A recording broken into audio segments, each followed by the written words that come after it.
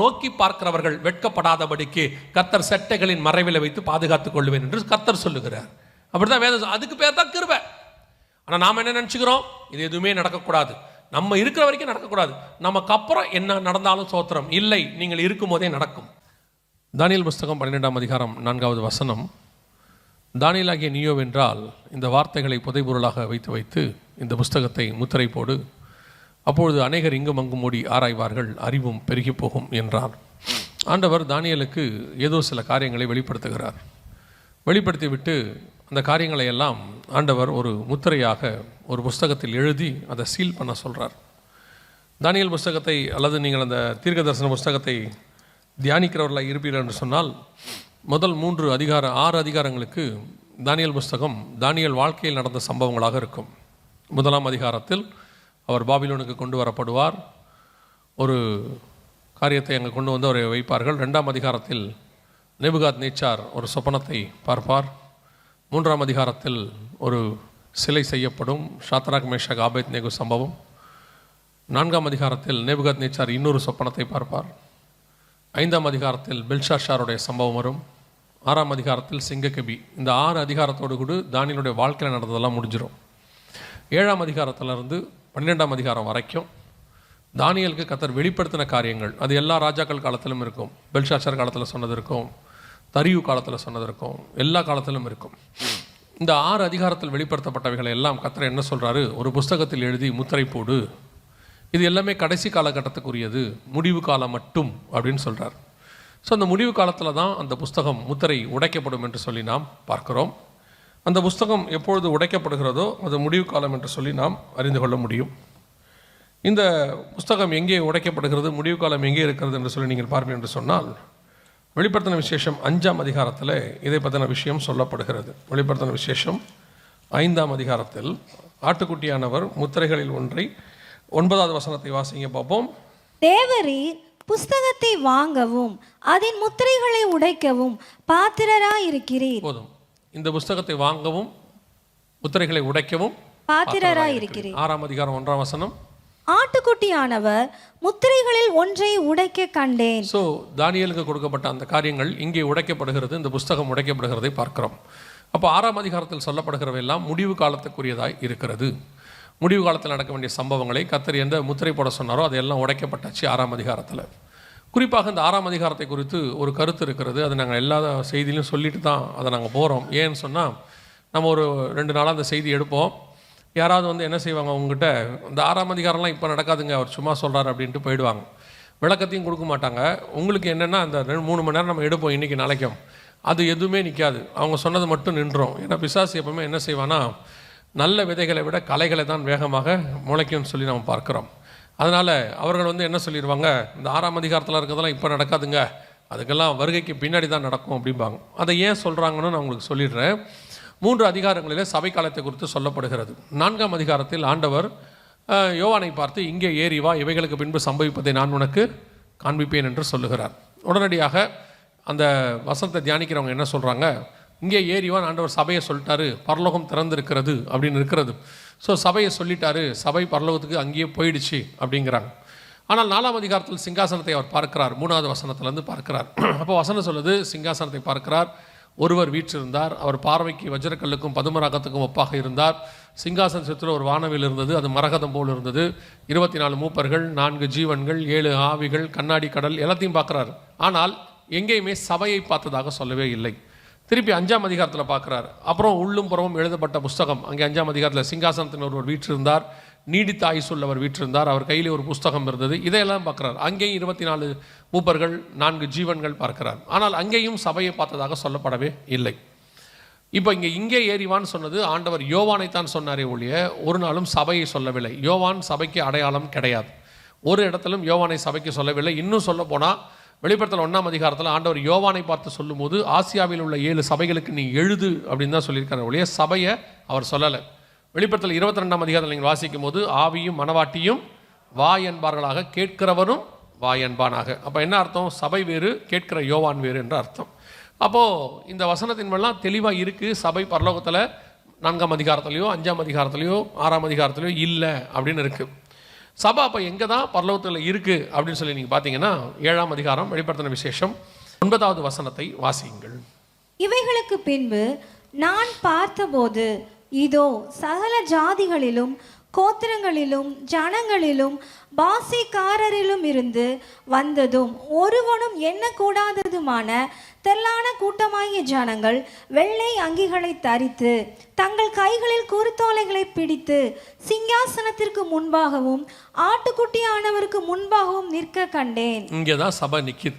7ஆம் அதிகாரம் 9ஆம் வசனத்தில் தான் சபை சிங்காசனத்துக்கு முன்பாக ஆட்டுக்குட்டியானவருக்கு முன்பாக நிற்கிது. தொடர்ந்து அவங்கள பற்றி கேட்கும்போது இவர்கள் யார் எங்கிருந்து வந்தார் என்று கேட்டபோது அவர்கள் ஆட்டுக்குட்டியின் ரத்தத்தினாலே தங்கள் வஸ்திரங்களை தோய்த்து வெளுத்தவர்கள், மிகுந்த உபத்திரவத்திலிருந்து வந்தவர்கள், இதெல்லாம் வசனம் சொல்லப்படுது. ஸோ சபை அங்கே நிற்கிறது அங்கே தெளிவாக சொல்லப்படுகிறது. இப்போது நிறைய பேர் என்ன சொல்கிறாங்கன்னா, இந்த சபை இங்கே நிற்கிறத பற்றி அவங்க ஏற்றுக்க மாட்டாங்க. ஆனால் பாடும்போது என்ன பாட்டு பாடுறாங்கன்னா, அழகாய் நிற்கும் யார் இவர்கள், வெள்ளை அங்கியை தரித்து கொண்டு குருத்தோலையை பிடித்து கொண்டு பாடுறாங்க. அது இந்த வசனத்தின் அடிப்படையில் தான் பாடுவாங்க. ஆனால் சபை 4ஆம் அதிகாரத்திலே போயிடும் அப்படின்னு சொல்லுவாங்க. நான் இது உங்களுக்காக தான் சொல்கிறேன். இது நான் போகிற இடங்கள்லாம் இந்த விளக்கத்தை கொடுத்துட்றேன். எதுக்காக அப்படின்னா, இந்த முத்திரைகள் புஸ்தகம் வந்து வருகைக்கு முன்பாக உடைக்கப்பட வேண்டியது. இப்போ மத்திய 24ஆம் அதிகாரத்தை நீங்கள் தியானிச்சிங்கன்னா, இயேசுகிட்ட நம்முடைய வருகைக்கும் உலகத்தின் முடிவுக்கும் அடையாளம் என்னன்னு கேட்டாங்க இல்லையா? அப்போ பார்த்தீங்கன்னா வரிசைக்கிரமாக இயேசு சொல்லுவார். 3வது வசனத்தில் அவங்க கேட்பாங்க. 8வது வசனம் வரைக்கும் 7 அடையாளங்களை சொல்லுவார். அநேகர் என் நாமத்தை தரித்து கொண்டு நானே கிறிஸ்து என்று சொல்லி வருவார்கள். யுத்தங்களின் செய்திகளையும் கேள்விப்படுவீர்கள். ஜனத்துக்கு விரோதமாய் ஜனம், ராஜ்யத்துக்கு விரோதமாய் ராஜ்யம், பஞ்சங்கள், கொள்ளை நோய்கள், பூமி எதிர்ச்சிகள் 7 சொல்வார். சொல்லிட்டு அவர் என்ன சொல்றாரு, இவைகள்லாம் வேதனைகளுக்கு ஆரம்பம், அப்பொழுது உங்களை உபத்திரவங்களுக்கு ஒப்பு கொடுப்பார்கள்னு அடுத்த வசனத்தில் இருக்குது. அப்போ நீங்கள் நல்லா கவனிச்சு பார்த்தீங்கன்னா, வேதனைகள் ஆரம்பிக்கும், உபத்திரம் ஆரம்பிக்கிறதுக்கு முன்னாடியே 7 அடையாளங்கள் இருக்குது. அந்த 7 அடையாளங்களுடையதான விளக்கம் தான் இந்த 6ஆம் அதிகாரத்தில் இருக்குது. கரெக்டாக இது முடிஞ்ச உடனே பார்த்தீங்கன்னா 7ஆம் அதிகாரத்தில் சபை பரலோகத்துக்கு போயிடுது. இவைகளுக்கு பின்பு அப்படின்னு இருக்கு. அதனால் இந்த 6ஆம் அதிகாரத்தில் நடக்க வேண்டிய சம்பவங்கள் அத்தனையுமே நம்முடைய காலத்தில் வருகைக்கு முன்பாக நடக்க வேண்டியது, கடைசி காலத்தில் நடக்க வேண்டிய அர்த்தம். கடைசி காலம் என்பது எது? ஒவ்வொரு காலத்திலும் கடைசி காலம் இருக்குது. எல்லா காலத்திலும் கடைசி காலம் இருக்குது. உதாரணமாக 2ஆம் அதிகாரம் அப்போஸ்தலர் நடவடிக்கைகளில் பரிசுத்த ஆவியானவர் ஊற்றப்படும் போது அது என்ன காலம் என்று சொல்லப்படுகிறது? கடைசி காலம். கடைசி காலத்திலே மாம்சமான யாவர் மேலும் என் ஆவியை ஊற்றுவேனர். அங்கேயே கடைசி காலம் ஆரம்பிச்சிடுது. அதான் கடைசி காலம். இப்போது இவர் எழுதுகிறார் 1 யோவான் 2ஆம் அதிகாரம் 18வது வசனத்தில், பிள்ளைகளே இது கடைசி காலமாக இருக்கிறது, அந்தி கிறிஸ்து வருகிறான் என்று கேள்விப்பட்டபடி இப்பொழுதும் அநேக அந்தி கிறிஸ்துகள் இருக்கிறார்கள், அதனாலே இதை, அந்த வசனம் என்ன சொல்லுது? அதனாலே எடுத்தீங்களா இல்லையா? பைபிள் எல்லாரும் எடுத்திருக்கிறீங்களா? அதனாலே இது கடைசி காலம், இது கடைசி காலம் என்று அறிகிறோம். ஸோ அப்போ யோவானுக்கு அவர் காலத்திலே கடைசி காலம் என்று அவர் நினைக்கிறார். அந்த காலத்தில் சில அடையாளங்களை அவர் பார்க்குறார். பார்க்கும்போது அவருக்கு அது கடைசி காலமாக இருக்கிறது. ஸோ ஒவ்வொருத்தருக்கும் அந்தந்த காலகட்டத்தில் ஒவ்வொரு காலகட்டத்துக்குரிய கடைசி கால அடையாளங்கள் இருக்கும்.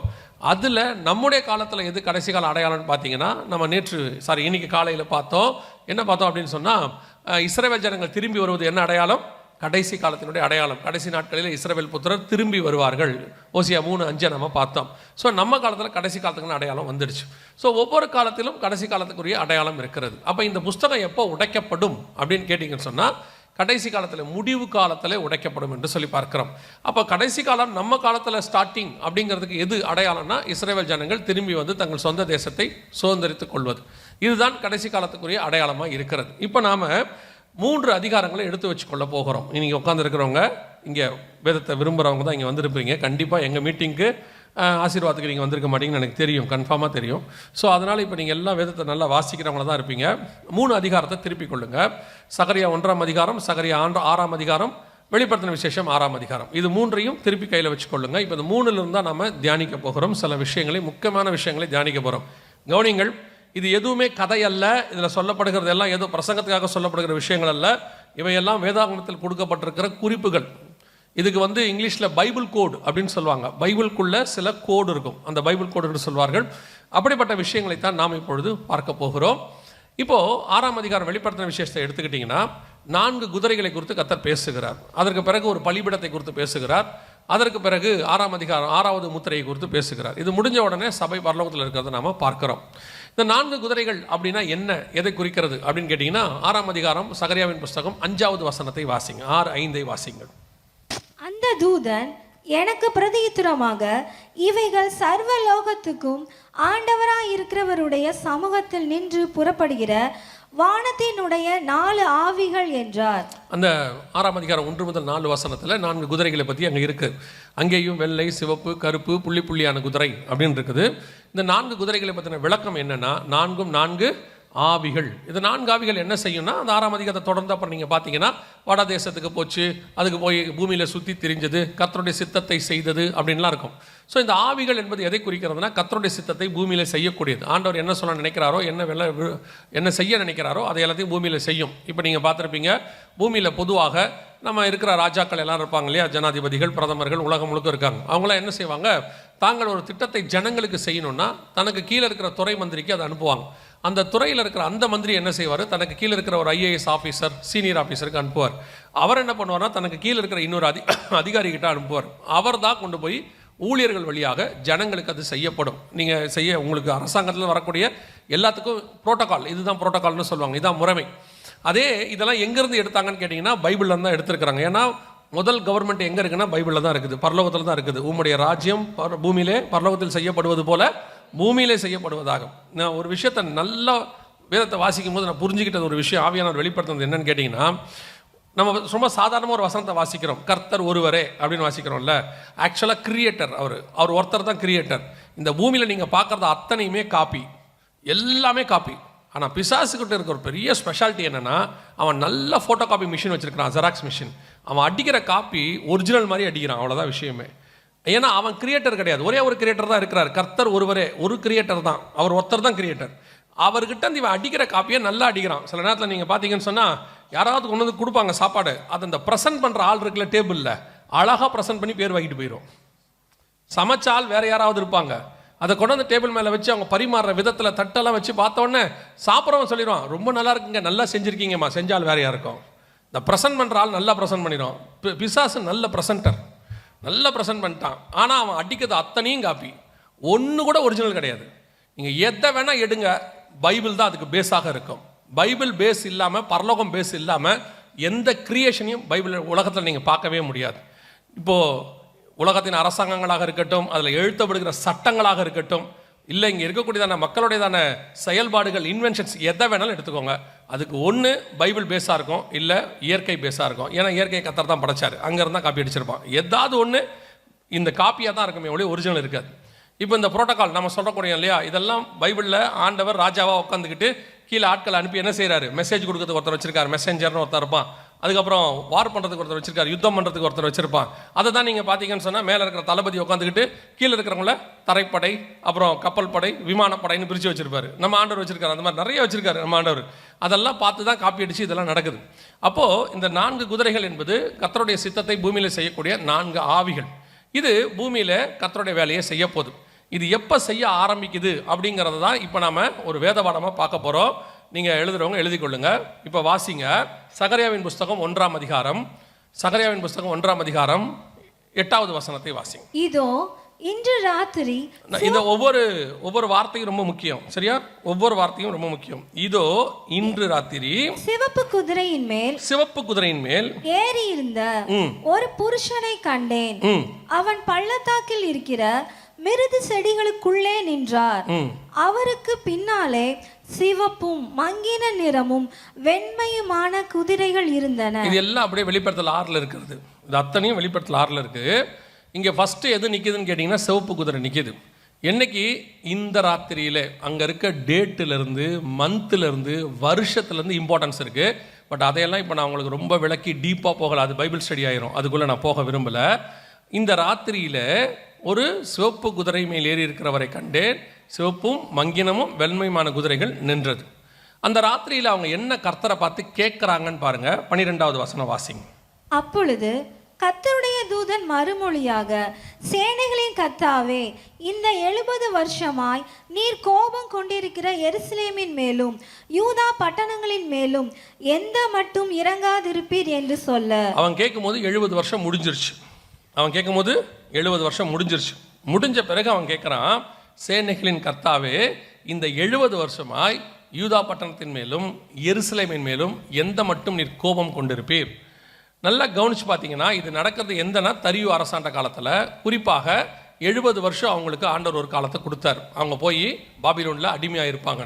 அந்த முடியும் போது இந்த கேள்வி கேட்கப்படுகிறது. அதுக்கப்புறம் தான் நீங்கள் பார்த்தீங்கன்னு சொன்னால் ஆலயம் கட்டப்படுகிற காரியம், இந்த காரியங்கள் எல்லாம் செய்யப்படுகிறதுன்னு சொல்லி பார்க்குறோம்.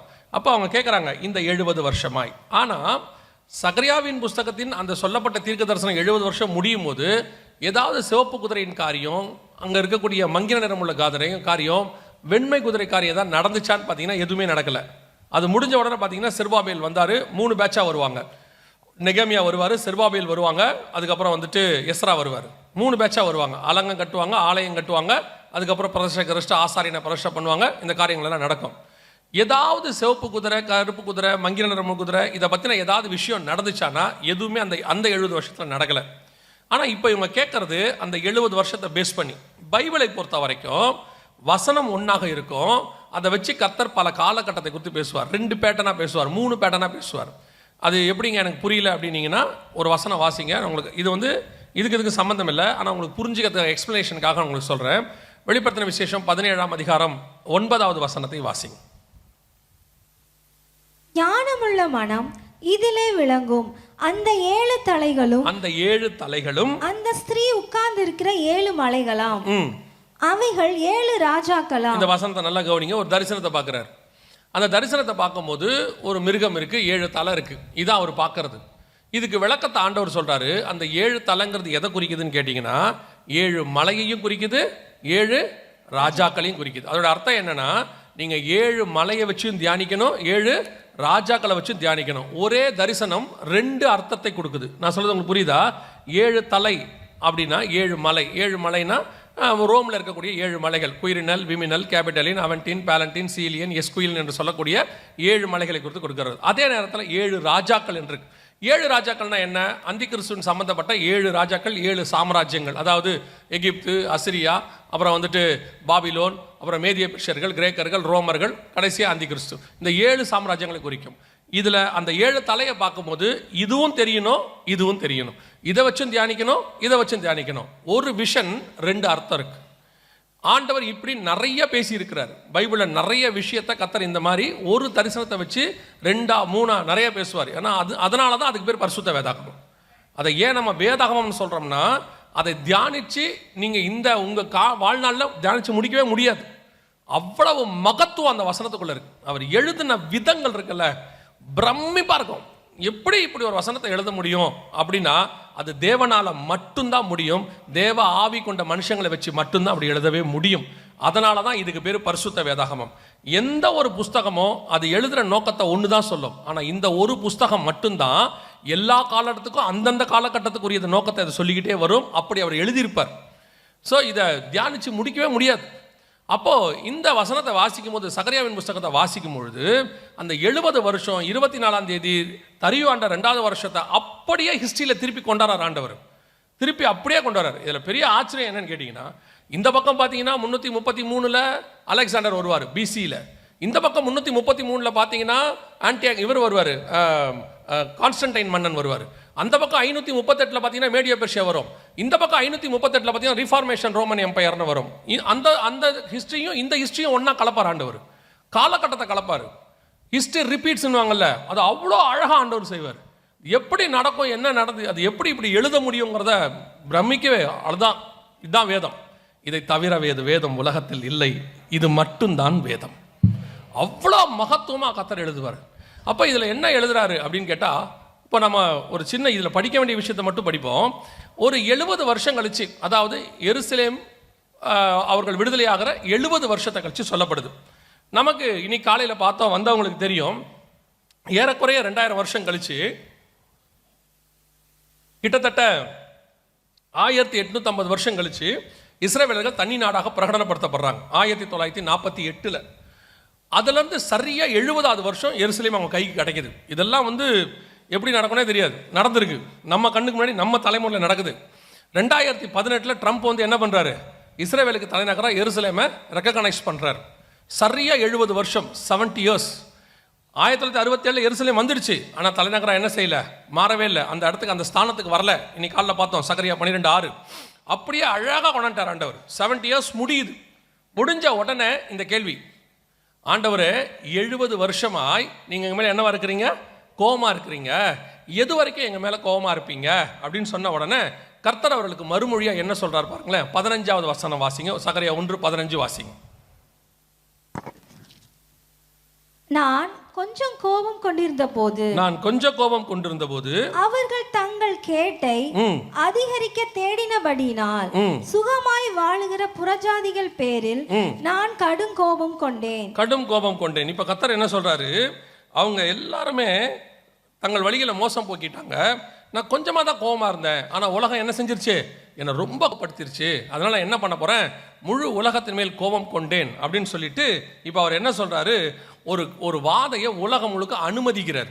அந்த வாதையை என்ன செய்யறாரு, உலகம் முழுக்க அனுமதிக்கிறார். என்ன வாதையை அனுமதிக்கிறாரு?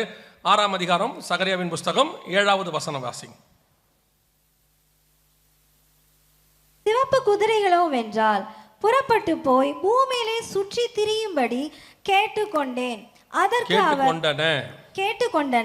அதற்கு அவர் போய் பூமியில் சுற்றி திரியுங்கள் என்றார். அப்படியே பூமியிலே சுற்றி திரிந்தன. அப்ப இந்த சிவப்பு குதிரை என்ன கேக்குது ஆண்டவர்கிட்ட, நான் பூமியில போய் சுற்றி திரியட்டுமா அப்படின்னு கேட்குது. ஆண்டவர் சொல்றார், சுற்றி திரி. அவைகள் சுற்றி திரிந்தன. இப்போ கர்த்தர் சொல்றாரு, புறஜாதி மேலே எனக்கு என்ன வந்துருச்சு, கோபம் வந்துருச்சு. பூமி முழுக்க என் கோபம் பற்றி எரிய போகுது. நான் பூமி முழுக்க ஒரு கோபத்தை அனுப்ப போறேன் அப்படின்னு சொல்றார். இப்போ சிவப்பு குதிரை சொல்லுது, நான் பூமி முழுக்க போறேன், நான் போய் சுற்றி திரிகிறேன்னு சொல்லுது. இப்போ இந்த சிவப்பு குதிரை நடந்தது, இந்த சம்பவம் 70 வருஷம் முடிஞ்ச பிறகு. நல்லா கவனிச்சுக்கணும், எப்போ நடக்குது, 70 வருஷம் முடிஞ்ச பிறகு. கரெக்டாக நீ கவனிச்சிங்கன்னா நம்ம கணக்குக்கு 2018 முடிஞ்ச பிறகு அப்படி ஒரு கணக்கு. நீங்கள் புரிதலுக்காக உங்களுக்கு சொல்கிறேன், தீர்க்க தரிசனத்தினுடைய காரியம் அதுதான். 2018 முடிஞ்ச பிறகு 2019ன்னு வச்சுக்கோங்க. இப்போது இந்த கேள்வி கேட்கப்படுது. அப்போ ஆண்டவர் சொல்கிறாரு, சிவப்பு குதிரை நீ போய் சுற்றி திரி அப்படிங்கிறார். இப்போ இந்த சிவப்பு குதிரை யாரு என்ன அது உங்களுக்கு தெரியணும். வாசிங்க வெளிப்படுத்தின விசேஷம் 6ஆம் அதிகாரம், வெளிப்படுத்தின விசேஷம் 6ஆம் அதிகாரம் 4வது வசனத்தை வாசிங்க. அப்பொழுது சிவப்பான வேறொரு குதிரை புறப்பட்டது. அதன் மேல் ஏறி இருந்தவனுக்கு பூமியில் உள்ளவர்கள் ஒருவரை ஒருவர் கொலை செய்யத்தக்கதாக சமாதானத்தை பூமியில் இருந்து எடுத்து போடும்படியான அதிகாரம் கொடுக்கப்பட்டது. ஒரு பெரிய பட்டயமும் அவனுக்கு கொடுக்கப்பட்டது. இப்ப இந்த சிவப்பு குதிரை பூமியில சுற்றி திரியும்படி கேட்டுக்கொண்டன. அங்க வசனம் என்ன சொல்லுது, பூமியில் உள்ளவர்கள் ஒருவரை ஒருவர் கொலை செய்யத்தக்கதாக அப்படின்னு அந்த சிவப்பு குதிரை நடக்குது. அந்த கொலை செய்யத்தக்கதான காரியம் நடக்கிறதுக்கு அந்த குதிரைக்கு அல்லது அந்த மேல் ஏறி இருக்கிறவனுக்கு அந்த ஆவிக்கு என்ன கொடுக்கப்படுதுன்னா ஒரு பெரிய பட்டயம் கொடுக்கப்படுதாக சொல்லப்படுது.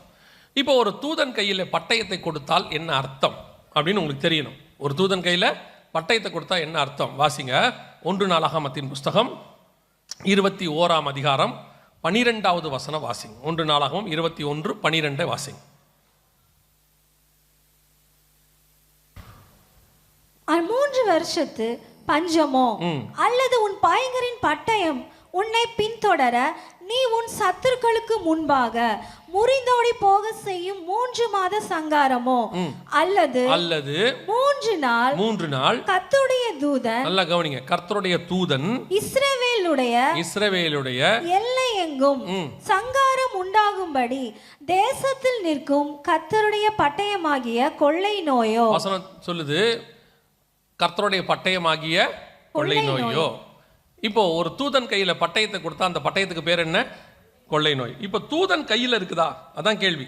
ஏன்னா கர்த்தருடைய பட்டயம்னு இருக்கு, கர்த்தருடைய பட்டயத்துக்கு இன்னொரு பேரும் இருக்கு. எபேசியர் 6ஆம் அதிகாரத்தில் வாசிக்கிறோம், பரிசுத்த ஆவியினுடைய பட்டயம் என்னது?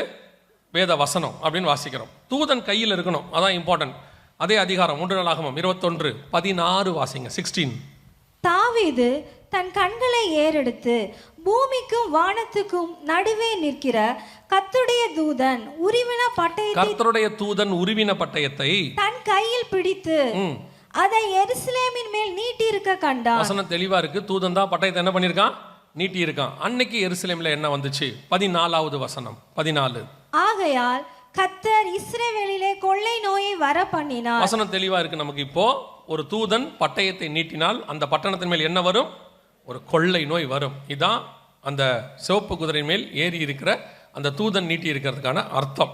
இப்போ நீங்கள் வெளிப்படுத்தல் 6:4 வந்துருங்க. வசனம் சொல்லுது, இதோ ஒரு சிவப்பு குதிரையை கண்டேன், அதன் மேல் ஏறி இருந்தவன் பூமியில் உள்ளவர்கள் ஒருவரை ஒருவர் கொலை செய்யத்தக்கதாக சமாதானத்தை பூமியிலிருந்து எடுத்து போடும்படியான அதிகாரம் கொடுக்கப்பட்டது. ஒரு பெரிய பட்டயமும் கொடுக்கப்பட்டது. பெரிய பட்டயம்னா கொள்ளை நோய். இது எங்கே வருது? பூமி முழுக்க. சிவப்பு குதிரை கேட்டுச்சு, பூமி முழுக்க சுற்றி திரியும்படி கேட்டுக்கொண்டன. இப்போ அவர் சொல்கிறார், சுற்றி திரியுங்கள் என்றார். சுற்றி திரிந்தன. இப்போ இந்த குதிரை எப்போ வரணும்? கரெக்டாக 70 வருஷம் கழித்து வரணும். அவர்கள் எருசலேம் விடுதலையான பிறகு அவங்ககிட்ட வரணும். இந்த கேள்வி கேட்கப்படுகிறது. இது நடந்தது, இந்த தீர்க்கதரிசனம் எழுதுனது 2500 வருஷத்துக்கு முன்பாக. வெளிப்படுத்தின விசேஷம் எழுதுனது 1900 வருஷத்துக்கு முன்பாக. சகரியா என்பது வேற ஒரு தீர்க்கதரிசி, அதாவது நியாயப்பிரமாண காலத்து தீர்க்கதரிசி. யோவான் படிப்பறிவில்லாத மீனவர். இது எழுதப்பட்டது பத்மு தீவில், துருக்கியில் இருக்கக்கூடிய பத்மு தீவில். இது எழுதப்படுகிறது மேதிய பெர்ஷியா சாம்ராஜ்யத்துக்கிட்ட இருக்கும்போது. யோசிச்சு பாருங்க, இது 2 காலகட்டத்துக்கும் 2 டிஃபரெண்ட். அது எழுதுனது கிரேக்க சாம்ராஜ்யம், இது கிரேக்க மொழியில், இது எழுதுனது எபிரேய மொழியில். 2த்துக்குமே எந்த விதத்திலும் சம்பந்தம் இல்லை. ஆனால் இதை 2ஐயும் ஒரு ஆவியானவர் இணைச்சி நமக்கு கொடுக்குறாரு. வசனம் சொல்லுது, ஒரு சிவப்பு குதிரை புறப்படும், 70 வருஷம் கழிச்சு புறப்படும், பூமி முழுக்க வரும், அது கர்த்தருடைய கோபமாக இருக்கும், அவனுக்கு ஒரு பட்டயம் கொடுக்கப்படும், அந்த பட்டயம் கொள்ளை நோயாக இருக்கும், அது உலகம் முழுக்க வரும். இதுதான் இதில் இருக்கக்கூடிய ஹைலைட். இதை தாண்டி இன்னும் உங்களுக்கு டீடைல்ஸ் பண்ணணும்னா அத்தனையும் இருக்கு. நீங்கள் எடுத்து பார்த்தீங்கன்னா அவ்வளோ பிரமிப்பாக இருக்கும். ஸோ கர்த்தர் சொன்னபடி ஒரு சிவப்பு குதிரையின் காலம் நம் கண்களுக்கு முன்பாக நடைபெற்றிருக்கிறது. சரியாக 2019 ஆரம்பித்திருக்கிறது. 70 வருஷம் முடிஞ்சு நடக்க ஆரம்பிச்சிச்சு. 2018 கூட அந்த 70 வருஷம் முடியுது. 2019 ஆரம்பிக்குது. அதில் சேபாத் மாதம்னு இருக்கும், 24ஆம் தேதின்னு இருக்கும். எல்லாத்தையும் எடுத்து பார்த்தீங்கன்னா ஒவ்வொன்றுத்துக்கு பின்னாடியும் காடோடையதான அந்த வெளிப்பாடு இருக்கும். ஈச் அண்ட் எவ்ரி திங்க்கு பின்னாடி நம் கண்களுக்கு முன்பாக இது நடந்துச்சு. அதை விட பெரிய விஷயம் என்ன தெரியுமா? இந்த கொரோனாவுடைய, இப்போ நம்ம அதை கோவிட்னு சொன்னோம்ல, 2019 வந்துச்சு. அந்த 6ஆம் அதிகாரம் 4ஆம் வசனத்தில் வெளிப்படுத்தின விசேஷத்தில் அது எப்படி மரணத்தை கொண்டு வரும்னு வசனம் சொல்லுது. எப்படி கொண்டு வருமா? பூமியில் உள்ளவர்கள் ஒருவர் கொலை செய்யத்தக்கதாக, ஒருவர் கொலை செய்யத்தக்கதாக. நீங்கள் மறந்துருக்க மாட்டீங்கன்னு நினைக்கிறேன். குவாரண்டைனுங்கிற வார்த்தையை மறந்துருக்க மாட்டீங்க. தனித்திரு அப்படின்ற வார்த்தை என்ன செஞ்சிருக்க மாட்டீங்க? மறந்துருக்கவே மாட்டீங்க. தனித்திரு, விழித்திரு, விலகிரு. ஏன் அந்த வார்த்தையை சொன்னாங்க? ஏன் விலகி இருக்க சொன்னாங்க? ஏன் தனித்திருக்க சொன்னாங்க? அப்படின்னா இந்த கொரோனா பரவினது ஒரு மனுஷன்லேருந்து இன்னொரு மனுஷன் வழியாகத்தான். காற்று வழியாகவோ தண்ணி வழியாகவோ அது பரவவே இல்லை.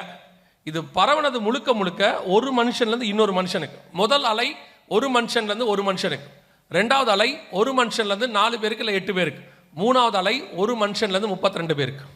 அதோட வீரியம் அதிகமாக இருந்துச்சு. ஆனால் பரவினது முழுக்க யாரால? மனுஷன் வழியாக மட்டும்.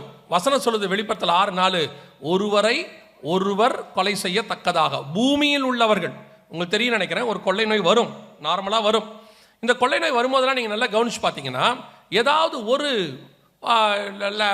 ஒரு மாநிலத்துக்கு வரும், அல்லது ஒரு மாவட்டத்துக்கு வரும், இல்லை ஒரு தேசத்துக்கு கூட வரும். ஆனால் உலகம் முழுக்க பூமியில் உள்ளவர்கள் ஏறக்குறைய 185 நாடுகளுக்கு மேலே, 2 தீவுகளுக்கு மட்டும்தான் கிடையாது. அத்தனை நாட்டிலையும் மரணம் வராத இடமே கிடையாது. அத்தனை துல்லியமாய் நம் கண்களுக்கு முன்பாக ஒரு தீர்க்க தரிசனம் நிறைவேறிச்சு.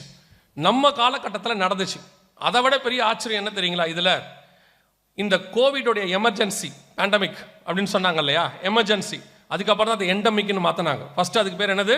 பேண்டமிக், முடிவில்லாததுன்னு மாற்றினாங்க. அதுக்கப்புறம் அந்த எண்டமிக் ஒரு முடிவுக்கு கொண்டு வந்தாங்க. ஸோ நல்லா கவனிச்சிங்கன்னா, இந்த கோவிடோடையதான ஒரு அவசர கால நிலை அப்படின்னு சொல்லுவாங்க, எமர்ஜென்சி பீரியட் அப்படின்னு. எவ்வளோ நாள் தெரியுமா? நீங்கள் பார்த்தீங்கன்னா ஆச்சரியப்படுவீங்க. இது WHO கொடுத்த ரிப்போர்ட். இது அவங்க கொடுத்துருக்காங்க இந்த ரிப்போர்ட்டு. இதை கவனிச்சு பாருங்க. இது இருக்குது, நீங்கள் போய் ஆன்லைனில் பார்த்துக்கலாம். சரியாக 3.5 வருஷம், 3 வருஷம் 6 மாதம். 2019 டிசம்பர் மாதம் ஆரம்பித்து 2023 மே மாதத்தோடு கூட அவர்கள் முடிவுக்கு சொல்கிறாங்க, இதுக்கு மேலே மாஸ்க் போட வேண்டாம், இதுக்கு மேலே நீங்கள் வேக்சின் சர்டிஃபிகேட் வேண்டாம், சாதாரணமாக நம்ம எப்பவும் போல் வாழலாங்கிற WHO ஒரு அனுமதி கொடுத்தது. கரெக்டாக பார்த்தீங்கன்னா இது அதுக்கான ரிப்போர்ட் இங்கே கொடுத்துருக்கு பாருங்கள். இந்த இடத்துல கீழே கொடுத்துருப்பாங்க. மே மாதம் ஆரம்பிச்சிச்சு, டிசம்பர் 2019 கீழே கொடுத்துருப்பாங்க. கரெக்டாக மே மாதம் 2023 லாஸ்ட் லைனில் இருக்குது, எண்டட் இன் மே 2023. சரியாக 3 வருஷம் 6 மாதம், 3.5 வருஷம் கணக்கு. இந்த 3.5 வருஷம் கணக்கு உங்கள் எல்லாருக்கும் தெரியும் நினைக்கிறேன். பைபிள் கணக்கு. பைபிளில் தான் நிறைய 3.5 வருஷத்தை கத்த வச்சிருக்கிறார். 3.5 வருஷம் ஸ்திரியானவள் வனாந்தரத்துக்கு ஓடி போனால், 3.5 வருஷம் ஸ்திரியானவள் வனாந்தரத்துக்கு பறந்து போனால், ஒரு காலங்களும் அரை காலமும் 42 மாதம் அளவும் யுத்தம் செய்யும்படி அதற்கு அதிகாரம் கொடுக்கப்பட்டது. 1 வாரம் அளவும் அதில் அந்த வாரம் பாதி சென்ற பின்பு 3ங்கிறது பைபிள் கணக்கு. இயேசு 3.5 வருஷம் ஊழியம் பண்ணினார். 3ங்கிறது நமக்கு பைபிள் பர்டிகுலராக கூட கணக்கு. அப்படி ஒரு 3.5 வருஷம் ஒரு வாதை நம் கண்களுக்கு முன்பாக நடந்திருக்குது. பைபிளில் 3.5 நாள் இருக்குது, 3.5 வருஷம் எத்தனையோ இருக்குது. இது நம்ம காலத்தில் நடந்தது. நம்ம இதை சந்திச்சிருக்கிறோம், நம்ம ஃபேஸ் பண்ணியிருக்கிறோம். நியாயாதிபதிகளில் அவங்க ஒரு இதை சந்திச்சாங்கன்னு பார்க்குறோம். எகிப்தியர்கள் 10 வாதையை சந்திச்சாங்கன்னு பார்க்குறோம். அதெல்லாம் ஒரு எகிப்தில் வந்துச்சு. அது நியாயாதிபதிகள் புஸ்தகத்தில் பார்த்தீங்கன்னா பெலிஸ்தியர் பாளையத்தில் வந்துச்சு, அப்படி இருக்கும். இது டோட்டல் பூமிக்கு வந்திருக்கு. சரியா 3.5 வருஷம் வந்திருக்கு. வேதத்தில் சொன்னபடி ஒருவர் கொலை செய்யத்தக்கதாக வந்திருக்கு. அதுவும் சரியா 70 வருஷம் முடிஞ்ச பிறகு ஆரம்பிக்குது. வேதத்தில் சொன்னபடி இத்தனை துல்லியமான ஒரு தீர்க்க தரிசனம், இத்தனை துல்லியமாய் கர்த்தர் வச்சிருக்கிறார். இது நடந்திருக்கு. ஆனா இது எதுவுமே நமக்கு தெரியாது. இதான் இம்பார்ட்டன்ட். இதெல்லாம் எழுதி கொடுக்கப்பட்டு 2000 வருஷம் ஆகுது. அதுவும் குறிப்பா வெளிப்படுத்தின விசேஷம் கர்த்தர் எழுதி கொடுத்தது சபைக்கு எழுதி கொடுத்தாரு. ஆவியானவர் சபைகளுக்கு சொல்லுகிறதை காதுள்ளவன் கேட்க கடவன். நாம என்ன படிச்சோம், நாம என்ன தெரிஞ்சுக்கிட்டோம், நாம இந்த வெளிப்பாடு எங்க இருக்கு? சபை இதை பத்தி ஏதாவது கவலைப்பட்டுச்சா? யோசிச்சு பாருங்க. நீங்க என்ன சொல்லுவீங்க? வெளிப்படுத்தின விசேஷம் படிச்சா புரியாது. நீங்க சொல்ற ஒரே வார்த்தை வெளிப்படுத்தின விசேஷம் படிச்சா புரியாது. ஏங்க புரியாது? அதுக்கெல்லாம் ரொம்ப படிப்பறிவு வேணுங்க. படிப்பறிவு இருந்தால் தான் புரியும். நீங்க இந்த மாதிரிலாம் சொல்லுவீங்கன்றதுக்காக தான் வெளிப்படுத்தின விசேஷத்தை எழுத வச்ச ஆளுக்கே படிப்பறிவு இல்லைன்ட்டாரு. யோவானை குறித்து வசனம் சொல்லுது, படிப்பறிவு இல்லாதவர்களும் பேதமை உள்ளவர்களும் அப்போஸ்தலர் நடவடிக்கைகள் இருக்கு. ஒரு படிப்பறிவு இல்லாதவர் கையில் ஏன் இதை கொடுத்தாருன்னா, நாளைக்கு எந்த படிப்பறிவு இல்லாதவனும் எனக்கு தெரியாதுன்னு சொல்லக்கூடாது. அதனால கர்த்தர் அப்பவே எழுத வச்சிருக்கிறார். 2வது, இதை எழுதுறது ஆவியானவர், சபைகளுக்கு எழுதுகிறார். அதை எழுதி கொடுத்த ஆவியானவர் உங்களுக்குள்ளும் எனக்குள்ளும் இருக்கிறார். பரிசுத்த ஆவியானவர் இருக்கிறாரா இல்லையா? அப்ப எழுதி கொடுத்த ஆத்தர் உங்ககிட்ட இருந்தா அவர் சொல்லி கொடுக்கணுமா இல்லையா? அப்போ ஆவியானவர் மேல மிஸ்டேக் இல்லை, எழுதி கொடுத்த மேல மிஸ்டேக் இல்லை, கேட்கிறவங்கிட்ட தான் இருக்கு மிஸ்டேக். அதனாலதான் தெளிவா சொல்றாரு, ஆவியானவர் சபைகளுக்கு சொல்லுகிறதை காதுள்ளவன் கேட்க கடவன். நீ கேட்கணும்ல. உட்காந்து நாம எதை கேட்டோம்? இந்த 2000 வருஷமா எதை பத்தி கேட்டோம்? இப்போ குறிப்பா இந்த கடைசி 25 வருஷம் சபையினுடைய நிலைமை என்ன? சபை எங்க வசனத்தை கேட்டுச்சு, அல்லது சபை கேட்கிற வசனம் எப்படிப்பட்ட வசனமா இருக்கு? அதான் இம்பார்ட்டன்ட். நம்ம ஆண்டவர்கிட்ட ஒரு நல்ல குணம் உண்டு, நல்லா தெரிஞ்சுக்கொள்ளுங்க. நம்ம ஆண்டவர் நம்மளை அவ்வளோ நேசிக்கிறார். ஏன்னா இந்த ஆத்மா அவர் உண்டாக்குனது, அவருக்கு தான் அதோட வேல்யூ தெரியும். ஸோ அவர் அவ்வளோ நேசிக்கிறார். அவர்கிட்ட ஒரு சுபாவம் உண்டு. என்னன்னு கேட்டிங்கன்னா, தீர்க்க தரிசனத்தை ஒரு காலத்தில் உரைப்பார், யாராவது வச்சாவது. அதை நிறைவேறும் போது நிறைவேறுகிறதுன்னு சொல்லுவார். இந்த தீர்க்க தரிசனம் இப்போ என்ன செய்து நிறைவேறுதுன்னு யாரை வச்சா சொல்லுவார். உதாரணத்துக்கு, கன்னியின் வயிற்றில் ஒருத்தர் பிறப்பார்னு ஏசாயாவுக்கு வெளிப்படுத்துறார். அப்படி வெளிப்படுத்தும் பொழுது, இயேசு பிறக்கும் பொழுது 4 பேர் வச்சு சொல்றாரு. தேவ தூதனை வச்சு சொல்றாரு, தாவீதின் ஊர்லேயே ரட்சகர் பிறந்திருக்கிறார். ஏரோதுக்கு சொல்றாரு, வேத வாக்கியங்களை ஆராய்ந்து பார்த்து கண்டுபிடிக்கிறான், பெத்லஹேமிலே பிறப்பார். வானசாஸ்திரிகள் புறஜாதியாருக்கு சொல்றாரு, வானத்தில் நட்சத்திரம் வந்தா யூதருக்கு ராஜா பிறந்திருக்கிறார். இதெல்லாம் விட்டுருங்க. பரிசுத்த ஆவியானவர் சொல்றார் சிமியோனுக்கு, உனக்கு இஸ்ரவேலின் ஆறுதல் பிறந்திருக்கிறது. எத்தனை பேருக்கு தெரியப்படுத்துறாரு பாருங்க. அவர் என்ன நினைச்சிருக்கலாம், நீங்களே படிச்சுக்கோங்க, எழுதி கொடுத்துட்டேன், நீங்களாச்சும் உங்க பாடுகளாச்சு சொல்லாமல்ல. இன்னைக்கு இருக்கிற ஸ்கூல்ல இருக்கிற பாதி டீச்சர் அப்படிதான் இருக்காங்க. ஸ்கூலுக்கு போனீங்கன்னா டீச்சர் வேலை என்ன பண்றாங்க? நான் எழுதி போட்டேன், எழுதிக்கோ, சொல்லி கொடுத்துட்டேன், படிச்சுக்கோ, மார்க் வரல, நான் என்ன செய்ய முடியும், நடத்திட்டேன், நீ படிக்கல, யார் பொறுப்புன்னு கேட்கறாங்க பேரண்ட்ஸ் டீச்சர்ஸ் மீட்டிங்ல. ஆனால் நம்ம ஆண்டவர் அப்படி அல்ல, எழுதியும் கொடுக்கிறாரு, சொல்லியும் கொடுக்கிறாரு, நிறைவேறும் பொழுது ஒரு ஆளை வச்சு சொல்லவும் செய்யறாரு. ஏசாயா கிட்ட சொல்றாரு, இதோ அடிக்கப்படுகிற ஆட்டுக்குட்டியை போல கொண்டு போகப்படுவார்னு. இயேசு கிறிஸ்து வந்தவன யோவான் ஸ்நானனை வச்சு சொல்றாரு, இதோ அடிக்கப்படுகிற ஆட்டுக்குட்டி. எவ்வளவு அழகா அந்த தீர்க்க தரிசனத்தை நிறைவேற்றுறாரு பாருங்க. இந்த மாதிரி சொல்லி கொடுக்கிற தேவன் உலகத்தில் வேற எங்க இருக்காங்க? அந்த தேவன் உங்களுக்கும் எனக்கும் தேவனாய் இருக்கிறார். ஆனா இதை படிக்கலன்னா யார் பொறுப்பு? யார் தெரிஞ்சுக்கலன்னா யாரு காரணம்? இதுக்கு ஆவியானவர் காரணம் அல்ல, இந்த வேதம் காரணம் இல்லை. உங்களுக்கு தெரியுமா, உலகத்துல எந்த ஒரு வேதமும் இந்த மாதிரி இவ்வளவு கன்வீனியன்ட்டா புரிஞ்சிக்கிற மொழியில வாங்கக்கூடிய விலையில, ஏன் இவ்வளவு சீப்பா இல்ல ஃப்ரீயா கிடைக்கக்கூடிய வேதம் உலகத்துல ஒண்ணு கூட கிடையாது. அது நம்முடைய வேதாகமம் மட்டும்தான். நமக்கு எப்படியாவது இதை தெரிஞ்சுக்கணும்னு கர்த்தர் சொல்லி கொடுக்கிறார். நீங்க எங்க வாசிச்சிய, எங்க படிச்சிய? இதை படிக்கணும் இல்ல. நீங்க எல்லாம் யாரை தான் பிடிக்கிறிய? உங்களுக்கு எல்லாம் இந்த பைபிள்ல பிடிச்ச ஒரே ஆள் ஏசாயா தான். ஏன்னா அந்த ஆள் தான் வாக்குத்தத்தை நிறைய எழுதி வச்சுட்டு போயிருக்காரு. ஏசாயா இல்லாம உங்க வாழ்க்கை ஓடவே ஓடாது. அதுவும் ஜனவரி மாசம் 1ஆம் தேதி ஏசாயா இல்லாட்டி நீங்க காலியா.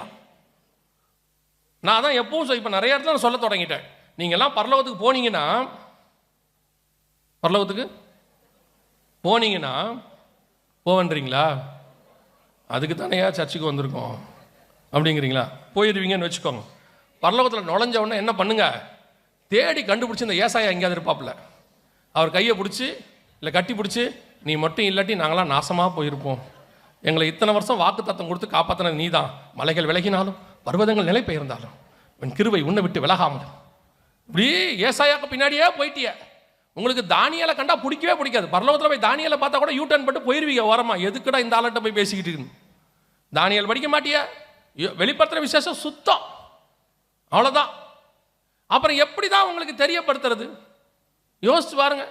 இவ்வளோ அழகா தெளிவா, இவ்வளோ தெளிவானவர் எழுதி வச்சிருக்கிறார், துல்லியமாக. படிக்கலையே, அதான் ஆண்டவர் சொல்றார், நான் என்னுடைய மகத்துவங்களை அவர்களுக்கு எழுதி கொடுத்தேன், அவர்களோ அதை அந்நிய காரியமா. இதெல்லாம் புறஜாதியரை பற்றி சொல்லப்படவே இல்லை. யார் கையில வேதத்தை கொடுத்தாரோ அவங்களுக்கு சொல்லப்பட்டது. பழைய ஏற்பாட்டை எழுதி கொடுத்தாரு, நியாயப்பிரமாணத்தை. அதுல உள்ள இயேசுவை அவன் கண்டுபிடிக்கல. இயேசுவை கண்டுபிடிக்காதனால வந்த இயேசுவை விட்டுட்டான் யூதன். இன்னைக்கு புதிய ஏற்பாட்டை எழுதி கொடுத்திருக்காரு, இதுல உள்ள தீர்க்க தரிசனத்தை நீங்க கண்டுபிடிக்கல. நஷ்டம் யாருக்கு? சபையில என்ன இருக்கு? கடந்த 25 வருஷமா நான் சபைனா ஏஜி சர்ச்சை பேசுறேன்னு நினைச்சுக்காதீங்க. உங்களை சொல்றேன், உங்களை என்னையும் சொல்றேன், நம்ம தான் சர்ச். என்ன இருக்கு? ஆசீர்வாதம், ஆசீர்வாதம், ஆசீர்வாதம். பரிசுத்த ஆவியானவர் வரும்போது பாவத்தை குறித்தும் நீதியை குறித்தும் நியாய தீர்ப்பை குறித்தும் கண்டித்து உணர்த்துவார். அதானே சபையில பேசணும். ஆனா நீங்க என்ன எதிர்பார்க்குறீங்க? சத்தியம் பேசினா கேட்க மாட்டீங்க, சத்தியம் சொல்ற இடத்துக்கு போகவும் மாட்டீங்க, சத்தியத்தை பேச ஆரம்பிச்சா தூங்கிடுறீங்க. அதுவும் ஆவிக்குரிய சபையில ஒரு பெரிய கிருபை. எல்லாம் வந்ததுல இருந்து சவுண்டு போட்டுக்கிட்டு இருக்கோம், துதி பகுதியில் ஆரம்பிச்சு முடிகிற வரைக்கும். இதுக்கு நடுவில் நீங்க தூங்குறீங்க பாருங்க, எப்படி உங்களால முடியுதுன்னு தெரியல. அதுவும் ஞாயிற்றுக்கிழமை காலையில் எழுந்திரிச்சு குளிச்சு பவுடர் போட்டு தூங்குறிய. எனக்கெல்லாம் முகத்தை கழுவினா தூக்கமே வராது. நல்லா பவுடரை போட்டு வந்து இங்க தூங்குறான், இவ்வளோ சத்தத்துக்கு நடுவில். அப்புறம் எப்படி தான் உங்ககிட்ட பேசுறது? பைபிளும் வாசிக்க மாட்டிய, சர்ச்சில் சொன்னாலும் கேட்க மாட்டிய, அப்புறம் எப்படி செய்யறது? யோசிச்சு பாருங்க. இவ்வளோ பெரியதான ஒரு காரியம். எவ்வளோ பேர் செத்து போனாங்க தெரியுமா கோவிட்ல? எவ்வளோ பேர் தெரியுமா? 2 கோடி பேர் செத்துருக்காங்க. நான் சொல்லலை, WHO கணக்கு 2 கோடி செத்துருக்கு. ஆனால் ஒரு ஆய்வு சொல்லுது அதை விட 8 மடங்கு ஜாஸ்தின்னு இருக்கு. எப்படியோ 2 மடங்கோ 16 கோடியோ, எப்படியோ 2 கோடியோ 16 கோடியோ. இப்போ நினிவேல ஒரு 1,20,000 பேர் சாவ போறாங்கன்னு உடனே கர்த்தர் மனஸ்தாபப்பட்டாரா இல்லையா? அதே தேவன் இப்போ மனஸ்தாபப்பட்டிருப்பாரா இல்லையா? கன்ஃபார்மாக மனஸ்தாபப்பட்டார். ஏன்னா அவர் நேற்றும் இன்றும் என்றும் மாறாதவர். நமக்கு தான் காலங்கள் மாறும்போது நம்ம மாறிடுவோம். நம்ம ஃபாஸ்ட் ஃபுட் வந்தோன்னா ஃபாஸ்ட் ஃபுட் ஆகிடுவோம், ஸ்லோ ஃபுட் வந்தோன்னா ஸ்லோ ஃபுட் ஆகிடுவோம்.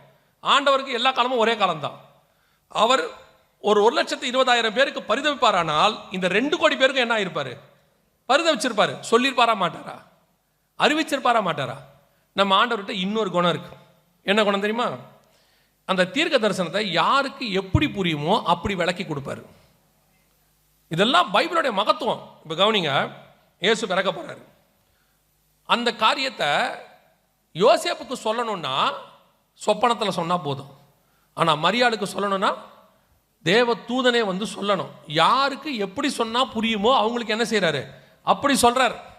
நேபுகாத்நேச்சாருக்கு சொப்பனத்துக்கு விளக்கம் கொடுத்தா போதும். ஆனா பெல்சாச்சாருக்கு ரத்தம் தோய்ந்த கரம் எழுதணும். அப்பதான் அவன் நம்புவான். யார் எப்படி சொன்னா நம்புவாங்கன்னு ஆண்டவருக்கு தெரியும். இப்போ இது மீடியா காலம். இப்போ இந்த பைபிளில் உள்ளதெல்லாம் இருக்கட்டும், ஒரு பக்கம் இருக்கட்டும். இல்லைங்க எங்களுக்கு தெரியாது, இல்லை இதில் இவ்வளோ விஷயங்கள் இருக்குது எங்களுக்கு தெரியாது, நாங்கள் படிக்கலை, நாங்கள் பார்க்கல, இதெல்லாம் விட்டுருங்க. இயேசு நேரடியாக சொன்னார் மத்திய 24 உடைய வருகைக்கான அடையாளம் என்ன அப்படின்னா கொள்ளை நோய்கள்னு சொன்னார். ஒரு கொள்ளை நோய் வருது உலகம் முழுக்க. அப்போ உங்களுக்கு தெரியணுமா இல்லையா? ஏதோ ஒன்று ஒரு சின்ன ஷார்ப் அடிக்கணும்ல சார், அதையும் விட்டுருங்க. இப்போது நம்ம மீடியா காலம், நம்ம எதை எடுத்தாலும் மீடியாக்குள்ளே தான் போகிறோம். நம்ம என்ன சொல்லுவோம்? எதை கேட்டாலும் எதில் வந்திருக்குது, யார் சொன்னா, அப்படி தான் அடுத்த கேள்வி கேட்குறோம். எதை சொன்னாலும் ப்ரூஃப் இருக்கான்னு கேட்குறோம்.